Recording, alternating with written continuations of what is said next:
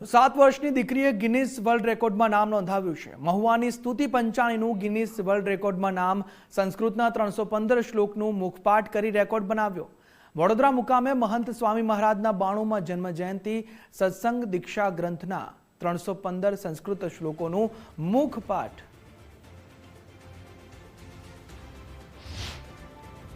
ગુરુ મહાન સાહેબ મહારાજે 315 શ્લોક લખ્યા અને સંકલ્પ કર્યો હતો કે 10,000 બાળકો સત્સંગ દીક્ષા મુખપાઠ કરે અને મારા જેટલા 12,723 બાળકોએ મુખપાઠ કરી લીધો હતો અને મિશ્ર રાજ્ય પણ મેળવી લીધો।